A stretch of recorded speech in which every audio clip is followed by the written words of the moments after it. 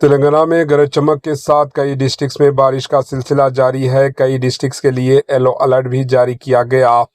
آج دوپہر سے حیدرآباد کے مختلف علاقوں میں اچانک موسلادھار بارش شروع ہوئی، جبکہ کئی علاقوں میں ہلکی بارش کا سلسلہ تاحال جاری ہے۔ بارش کے ساتھ آسمان پر گھنے بادل چھا گئے اور دن بھر سورج نظر نہیں آیا۔ بارش کے سبب کئی نشیبی علاقوں میں پانی جمع ہو گیا اور سڑکوں پر ٹریفک کی روانی متاثر ہوئی۔ محکمہ موسمیات IMD کے مطابق تلنگانہ میں آئندہ 5 دنوں تک بارش کا سلسلہ جاری رہنے کا امکان ہے۔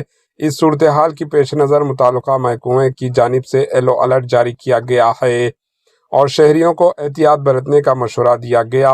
ریاست تلنگانہ کے جن ڈسٹرکٹس میں شدید بارش کی پیش قیاسی کی گئی ہے، ان میں وقار سنگاریڈی، میدک، کاماریڈی، محبوب نگر، محبوب آباد، سوریا پیٹ، نلگنڈا، کھمم، نظام آباد، ناگر کرنول، وناپتی، نارائن پیٹ، جوگولامبا، گدوال، بھوپالاپلی، ملگو، ورنگل، ہنمکنڈا، سدی پیٹ، یادادری، بھونگیر، رنگاریڈی، حیدرآباد اور میڈچل ملکاجگیری شامل ہے۔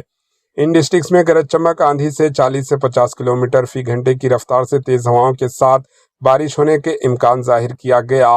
جمعرات کے روز کریم نگر، پیداپلی، بھوپالاپلی، ملگو، محبوب آباد، ورنگل، ہنمکنڈا اور جنگاؤں ڈسٹرکٹس میں بعض مقامات پر شدید بارش ہو سکتی ہے۔